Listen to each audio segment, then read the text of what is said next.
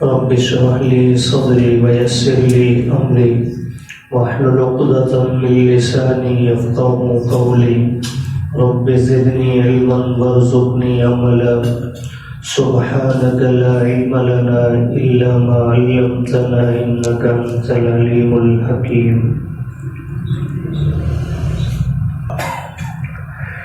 يا أيها الذين آمنوا اے ایمان والو اجتنبوا کثیرا من الظن بچاؤ اپنے آپ کو بہت سارے گمانوں سے ان بعض الظن اثم بے شک بعض گمان گناہ ہیں ولا تجسسوا اور کسی کے عیبوں کے پیچھے نہ پڑو ولا یغتب بعضکم بعضا اور غیبت نہ کریں تم میں سے بعض کی ایحب احدکم کیا پسند کرتا ہے تم میں سے کوئی ایک ان یأکل لحم اخیہ میتا کہ وہ کھائے اپنے مرے ہوئے بھائی کا گوشت فکرہتموہ پس تم اسے ناپسند کرتے ہو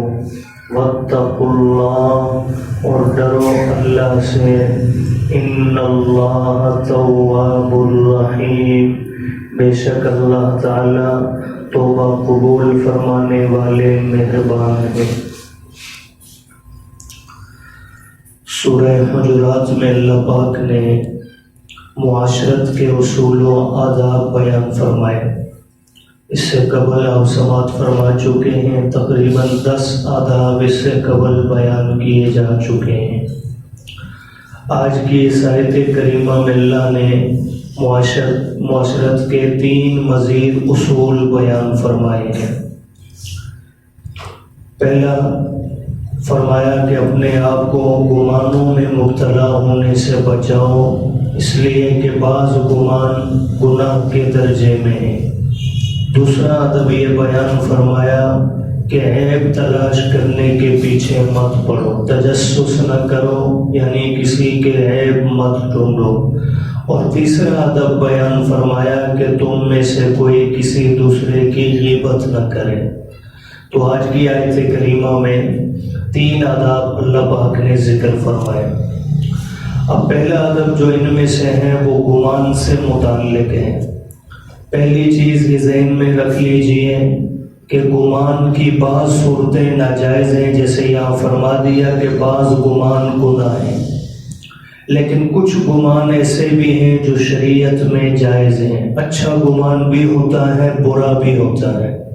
آپ کسی کے متعلق ایک شخص آپ نے دیکھا، آپ یہ بھی اپنی رائے قائم کر سکتے ہیں کہ یہ شخص اچھا نہیں ہے، یہ برا گمان ہے آپ کا۔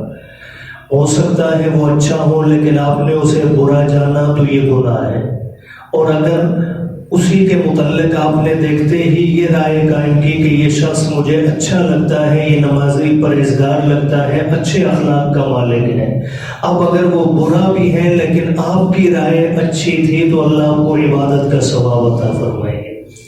حدیث مبارکہ میں آتا ہے آپ علیہ السلام نے فرمایا حسن الظن من حسن العبادہ، اچھا گمان رکھنا بھی عبادت میں سے ہے، یعنی کسی کے متعلق اچھی سوچ قائم کر لینا، اچھی رائے قائم کر لینا، یہ بھی عبادت کا حصہ ہے۔ اس پر بھی اللہ آپ کو اجر اور ثواب عطا فرمائے گے۔ اور ایک اور حدیث مبارکہ میں فرمایا ظن المؤمنین خیرا، اہل ایمان کے متعلق، مسلمانوں کے متعلق ہمیشہ اچھا گمان رکھو، کبھی برا مت سوچو۔ حالات چاہے جیسے بھی ہوں، جیسے آج کل حالات چل رہے ہیں، اب ایک طرف میرا آپ کا مزاج ہے، ہماری چاہت ہے کہ اس وقت سارے اسلامی ممالک ایک بارگی اٹھ جائیں اور اسرائیل پر حملہ کر دیں۔ اب اگر ایسا نہیں ہو رہا تو بجائے اس کے کہ ہم یہ گمان قائم کر لیں کہ معاذ اللہ سب ایمان سے خالی ہیں اور جو ہے اس درجہ کو پہنچ چکے ہیں، بلکہ ہو سکتا ہے کوئی ایسی حکمت ان کی نظر میں ہو، یا ہو سکتا ہے ہمیں آنکھوں میں دیکھنے میں نہ آ رہا ہو اور وہ کسی نہ کسی درجے میں مدد کر بھی رہے ہوں۔ یہ عین ممکن ہے، بسا اوقات حالات ایسے ہوتے ہیں کہ چیز جو کی جاتی ہے وہ دکھائی نہیں جاتی، اور کبھی کبھی جو دیکھنے میں نظر آتا ہے وہ ہوتا نہیں ہے. تو اس لیے بدگمانی میں مبتلا ہونے کے بجائے خیر کی دعا مانگنا کہ اللہ اگر ابھی بھی بزدلی کا کوئی شکار ہے تو اسے ہمت عطا کر دے. تو بہرحال اچھا پہلو بھی گمان کا موجود ہے اور برا بھی موجود ہے. تو اچھا گمان رکھنا یہ عبادت ہے اور برا گمان رکھنا گناہ ہے. دوسرا ادب، یہاں تک ترجمہ دیکھ لیجئے پھر آگے چلتے ہیں. یا ایھا الذین آمنوا، فرمایا اے ایمان والو، اجتنبوا، بچاؤ اپنے آپ کو. اجتناب کا لفظ اسی سے ہے، اجتناب کیجیے، بچاؤ اپنے آپ کو. کثیرا من الظن، بہت سارے گمانوں سے. ایک تو خواہ گمان میں مبتلا ہونا بھی نہیں چاہیے. ضرورت پڑے کبھی کوئی رائے قائم کرنے کی تو کر لیجیے. اچھا، گمان ہی میں، اچھے گمان میں اب ایک شریعت کا مسئلہ ہے. آپ کہیں سفر کر رہے ہیں، جنگل کے اندر، ویرانے کے اندر آپ جا رہے ہیں، تنے تنہا ہی آپ کی فیملی ہے، نماز کا وقت ہوا، آپ نماز پڑھنے کے لیے آپ تیار ہوئے، لیکن آپ کو یہ پتہ نہیں کہ قبلہ کس سمت میں ہے، رخ کا آپ کو اندازہ نہیں ہے. اب شریعت آپ کو یہ کہتی ہے کہ آپ وہیں کھڑے کھڑے اپنی رائے قائم کر لیجئے، اپنا گمان بنا لیجئے کہ شاید قبلہ اس طرف کو ہوگا، میں فلاں جگہ سے آیا ہوں، وہاں ایسے تھا. ایک اندازہ قائم کر کے آپ اسی طرف نماز پڑھ لیں، اللہ آپ کی نماز کو قبول فرما لے. ہو سکتا ہے آپ نے رخ کہیں اور رکھا ہے، قبلہ یہ تھا آپ نے اس طرف رکھ لیا، لیکن آپ نے ایک گمان قائم کیا اور اس کے مطابق نماز پڑھی، تو یہ نماز آپ کی رد نہیں ہوگی، اللہ اسے قبول فرمائے. یہ ہے شریعت کا مسئلہ.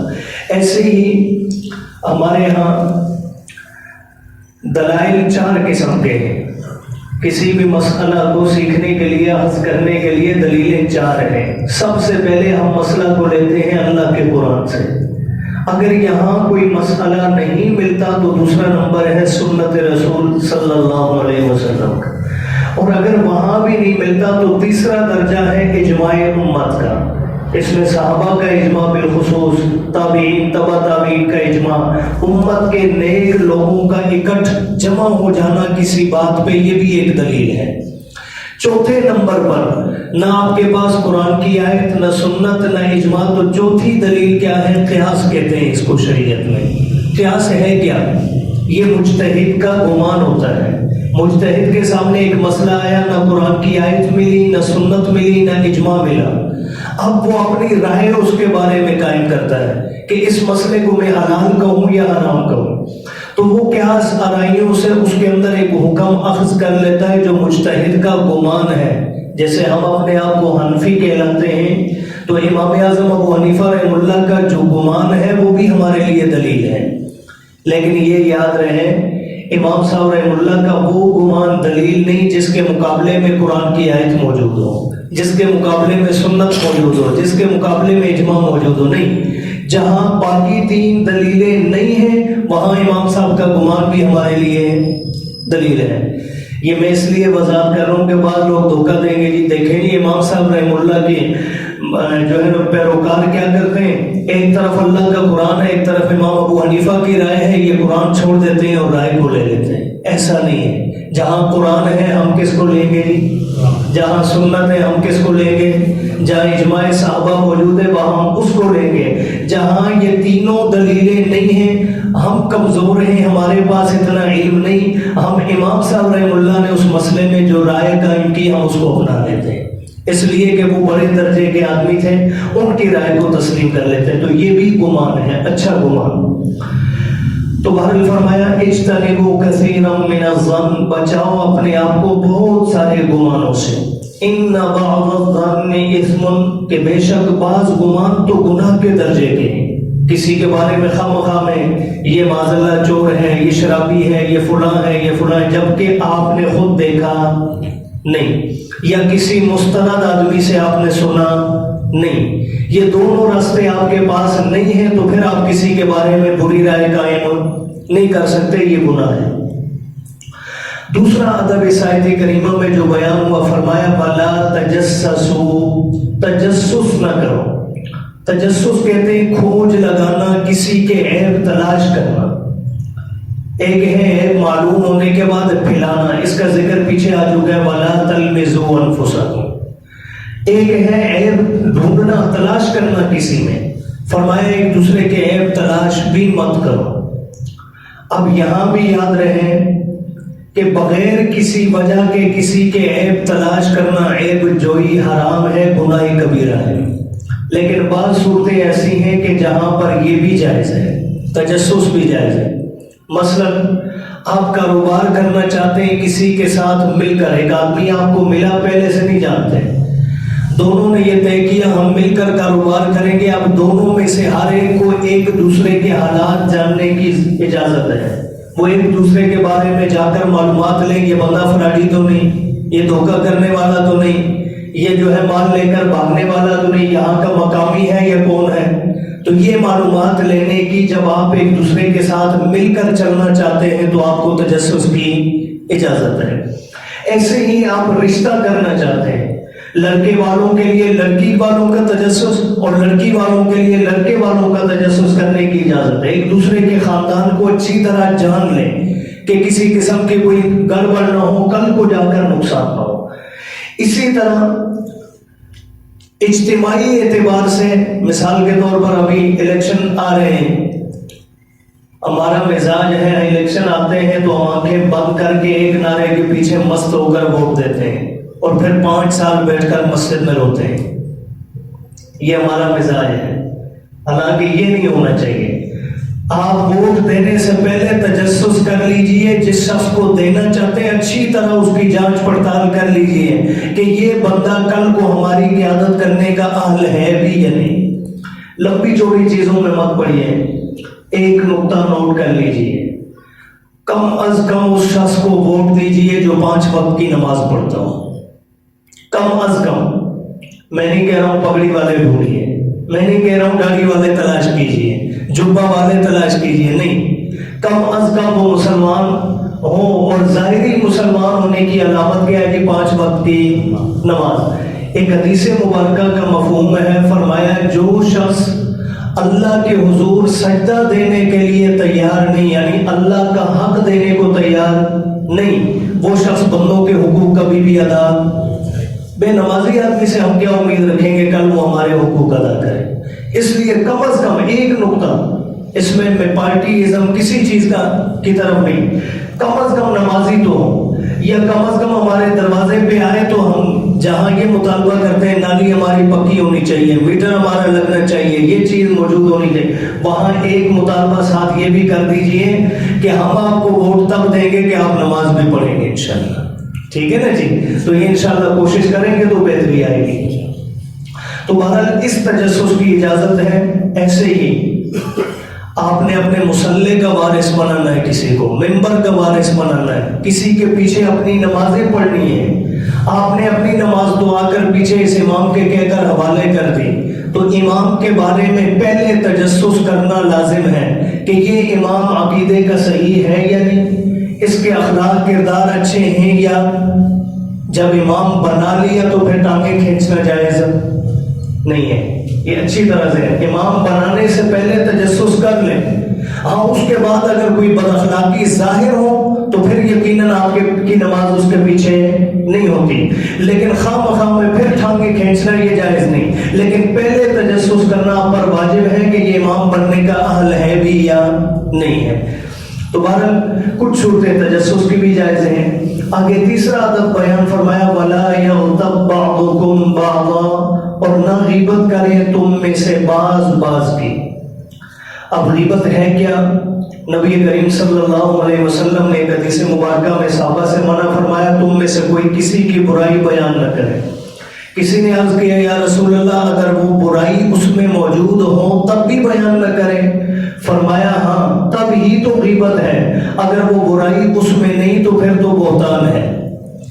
تو غیبت یہ ہے کہ کسی کے اندر واقعتاً ایک بندہ چور ہے، ایک ہے اس کی اصلاح کرنا، اور ایک ہے آپ اس کی عدم موجودگی میں پیٹھ پیچھے آ کر محفل میں بیٹھ کر کہتے ہیں جی وہ فلاں میں نے دیکھا ہوا ہے، اس کی نماز نہیں نہ دیکھنا، وہ چور ہے، وہ فلاں ہے، وہ فلاں ہے۔ یہ ہے غیبت۔ اصلاح کے لیے شریعت نے اور طریقہ رکھا ہے۔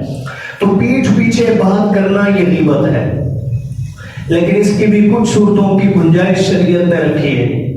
پیٹھ پیچھے برائی بیان کرنے کی بھی شریعت نے کچھ صورتوں میں گنجائش رکھی ہے۔ مثلا ایک آدمی آ کر آپ سے رائے لیتا ہے کہ ہم فلاں گھر میں رشتہ کرنا چاہتے ہیں، آپ کی کیا رائے ہے؟ اب آپ جانتے ہیں اس گھر کے بارے میں، اگر لڑکی کا رشتہ لے رہے تو وہ لوگ پردہ والے نہیں ہیں، حیا کے اعتبار سے کمزور ہیں، تو آپ پر لازم ہے آپ نقصان سے بچانے کے لیے ان لڑکی والوں کی کمزوری کا اظہار کر دیں کہ میری نظر میں یہ ہے، باقی آپ کی مرضی، آپ پھر بھی قبول کرتے ہیں تو کوئی حرج نہیں، لیکن یہ برائی میں نے دیکھی ہے۔ ایسے ہی لڑکے والوں کے متعلق کوئی رائے آپ سے لیں تو آپ کا حق بنتا ہے، اگر لڑکا مثال کے طور پر نشئی ہے، رشتے والے دن، نکاح والے دن تو سفید سوٹ بنا کر سب کو امام بنا دیتے ہیں۔ اصل زندگی کیا ہے وہ دائیں بائیں کے جانتے ہیں یا رشتہ دار جانتے ہیں۔ اب اگر آپ سے کوئی آ کر رائے لیتا ہے کہ فلاں لڑکے کا رشتہ ہے، وہ کیسا ہے، آپ اس کی زندگی سے واقف ہیں تو اس کی اچھائی اور برائی دونوں بیان کیجیے تاکہ اگلا بندہ کا ہو۔ اور یہ خود نبی کریم صلی اللہ علیہ وسلم کا واقعہ موجود ہے۔ ایک خاتون تھی سیدہ فاطمہ بنت قیس رضی اللہ تعالی عنہ، ان کو ان کے خاوند نے طلاق دے دی۔ عدت پوری ہونے کے بعد یہ نبی کریم صلی اللہ علیہ وسلم کے پاس آئی اور آ کر عرض کیا، یا رسول اللہ، بہت سارے رشتے آئے ہیں میرے لیے، ابھی تک کسی کو میں نے ہاں نہیں کی۔ میں نے کہا جب تک آپ سے مشورہ نہ کر لوں، اس لیے کہ سارے آپ کے صحابی ہیں، آپ کے ساتھ اٹھنا بیٹھنا ہے، آپ جانتے ہیں اچھی طرح، تو میں نے کہا آپ سے مشورہ لے لوں، جو آپ رائے دیں گے میں اس پر عمل کروں۔ انہوں نے ایک نام پیش کیا، یا رسول اللہ، معاویہ رضی اللہ تعالیٰ عنہ کا نام ہے، انہوں نے رشتہ بھیجا ہے۔ حضور نے جواب میں فرمایا کہ وہ بڑا نادار اور غریب آدمی ہے، اس کے پاس ٹکا پیسہ نہیں، غریب ہے تو کیسے گزر بسر کرے گی، کمزوری تھی، حضور نے ظاہر فرما دی۔ دوسرا نام انہوں نے پیش کیا، یا رسول اللہ، پھر ابو جہم کیسے ہیں، یہ بھی ثابت ہے۔ حضور علیہ السلام نے فرمایا یہ مالدار تو ہے، خوبصورت بھی ہے، لیکن اس کے اندر ایک کمزوری ہے کہ اس کی لاٹھی ہمیشہ اس کے کاندھے پر ہوتی ہے، یہ مارتا بہت ہے، کل تیرے لیے پریشانی بنے گی، یہ بھی تیرے لیے اچھا نہیں۔ پھر فرمایا، یا رسول اللہ، آپ ہی کوئی تجویز فرما دیجئے، تو حضور علیہ السلام نے ان کے لیے حضرت اسامہ بن زید کا نام تجویز فرمایا۔ حضرت زید حضور کے جو متبنہ تھے کبھی، ان کے بیٹے تھے حضرت اسامہ رضی اللہ تعالیٰ، اور حضرت اسامہ رنگ کے سنولے تھے، کالے رنگ کے تھے، خوبصورت نہیں تھے اور مالی اعتبار سے بھی مضبوط نہیں تھے۔ اب بظاہر یہ رشتہ عقل کے اعتبار سے حضرت فاطمہ بنت قیس کی سمجھ میں نہیں آ رہا تھا، لیکن حضور کی رائے آ گئی تو انہوں نے قبول کر لیا، اور خود فرماتی ہیں شروع میں تو حضور کی رائے تھی، میں نے قبول کر لی، میں پریشان تھی کہ کیا بنے گا میرا، لیکن بعد میں میرے رب نے وہ برکت عطا کی، جتنا سکون اس گھر میں نے دیکھا کہ باقی عورتیں مجھ پر رشک کیا کرتی تھی، اور اللہ نے نیک صالح اولاد بھی مجھے عطا فرمائی۔ اس سے یہ مسئلہ بھی سمجھ میں آ گیا نا کہ خوبصورتی میں مسائل کا حل، مالداری میں مسائل کا حل، ہاں جی، اس لیے دینداری تلاش کیجیے، حسن سلوک تلاش کیجیے انشاءاللہ۔ جیسے میں نے ابھی پہلے کہا کہ آپ جو ہے نا ووٹ دینے کے لیے نمازی کم از کم ڈھونڈیں، تو رشتہ بھی کروائیں تو پہلی شرط ہماری یہ ہونی چاہیے جی دین کا پابند ہو، پہلی شرط کیا ہونی چاہیے، لیکن آج کل یہ نہیں ڈھونڈتے، مالداری دیکھیں گے، خوبصورتی دیکھیں گے، خاندان حسب و نسب دیکھیں گے، باقی چھوڑیں جی نماز پڑھتا ہے نہیں پڑھتا، وہ اس کا اور اس کے رب کا معاملہ ہے۔ جب وہ اس کا اور اس کے رب کا معاملہ ہے، وہ رب کے معاملے ادا نہیں کرتا تو وہ تمہاری بیٹی کے معاملے اور بیٹے کے معاملات بھی کبھی ادا نہیں کرے گا، اس لیے دینداری کو ترجیح دیجیے۔ تو بہرحال فرمایا وَلَا يَغْتَبْ بَعْضُكُمْ بَعْضًا، اور نہ غیبت کریں تم میں سے بعض، اور آگے مثال دیتے ہوئے فرمایا أَيُحِبُّ أَحَدُكُمْ، کیا تم میں سے کوئی ایک پسند کرتا ہے اس بات کو کہ أَن يَأْكُلَ لَحْمَ أَخِيهِ مَيْتًا، کہ وہ کھائے اپنے مرے ہوئے بھائی کا گوشت، کہ غیبت کرنا ایسے ہے جیسے مردہ بھائی کا گوشت نوچ کر کھانا۔ معراج کی رات میں نبی کریم صلی اللہ علیہ وسلم جب تشریف لے گئے تو آپ نے بہت سارے لوگوں کو عذاب میں مبتلا دیکھا، ان میں سے ایک طبقہ وہ تھا جن کے ناخن تانبے کے تھے، لمبے لمبے، اور وہ اپنے چہروں کا گوشت نوچ نوچ کر کھا رہے تھے۔ حضور علیہ السلام نے سیدنا جبریل امین سے پوچھا یہ کون لوگ ہیں اور یہ سزا کیوں مل رہی ہے؟ تو جبریل امین نے فرمایا یہ اپنے بہن اور بھائیوں کا گوشت ناجائز کھانے والے یعنی غیبت کرنے والے۔ تو انتہائی سخت سزا ہے اس کی، اللہ سب کی حفاظت فرمائے۔ تو فرمایا کہ اپنے مردہ بھائی کا گوشت کھانا کوئی پسند کرے گا تم میں سے؟ آگے خود ہی اللہ نے جواب دیا، فرمایا فَكَرِهْتُمُوهُ، اسے تو تم میں سے ہر ایک ناپسند کرتا ہے۔ تو جب اسے ناپسند کرتا ہے تو پھر غیبت کو بھی کیا کرنا چاہیے جی؟ ناپسند۔ فرمایا وَاتَّقُوا اللَّهَ، اگر جس کی غیبت کر رہے ہیں وہ نہیں دیکھ رہا ہے، جس کے عیب ڈھونڈ رہے ہیں اسے نہیں پتا، تو اللہ کو تو سب کچھ پتا ہے۔ فرمایا اللہ سے ڈرو، ان اللہ تواب، اے اللہ جو اس سے پہلے آیت نہیں سنی تھی، جو گناہ کر چکے ہیں، عیب تلاش کر چکے ہیں، بدگمانیاں کر چکے ہیں، ان کا کیا بنے گا؟ فرمایا توبہ کر لو، اللہ توبہ قبول کرنے والے ہیں، رحیم بڑے مہربان ہیں۔